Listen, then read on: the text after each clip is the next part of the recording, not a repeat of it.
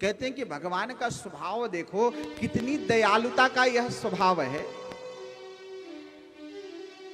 क्या भगवान की दयालुता क्या है?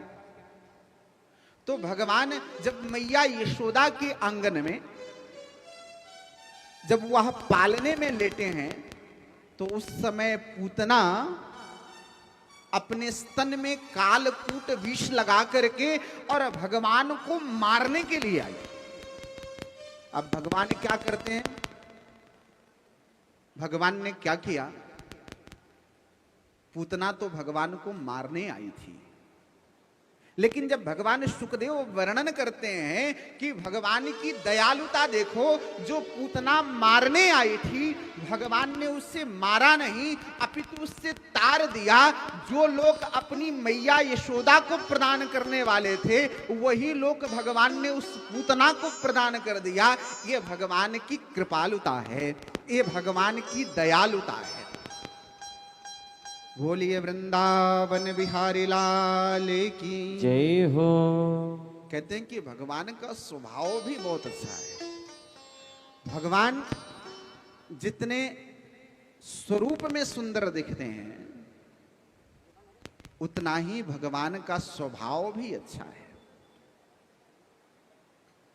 न जाने कौन से गुण पर दयानिधि रीझ जाते हैं, यही तो भगवान का स्वभाव है कि पता नहीं किस जीव का कौन सा स्वभाव ठाकुर को अच्छा लग जाए और भगवान उसके साथ चले जाते हैं।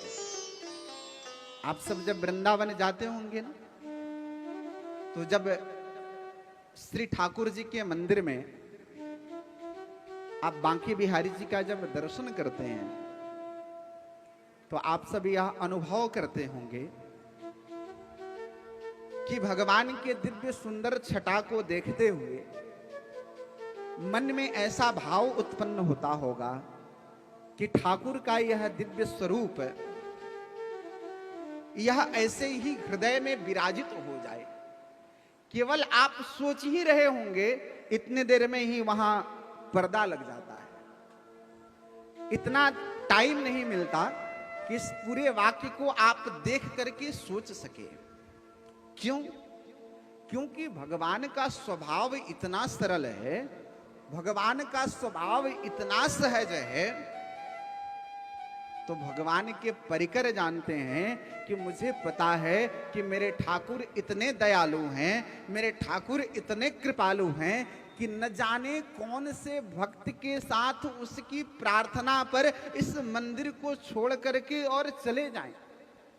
अरे कर्माबाई ने सिर्फ एक बार ही तो जगन्नाथ जी की मंदिर गई थी, और उस मंदिर में जाकर के न जाने कर्माबाई ने कौन सी ऐसी प्रार्थना की, कौन सी ऐसी मंत्र को उसने बोला कि ठाकुर भगवान अपने मंदिर को छोड़ करके और खिचड़ी खाने के लिए कर्माबाई के घर चला जाया करते थे।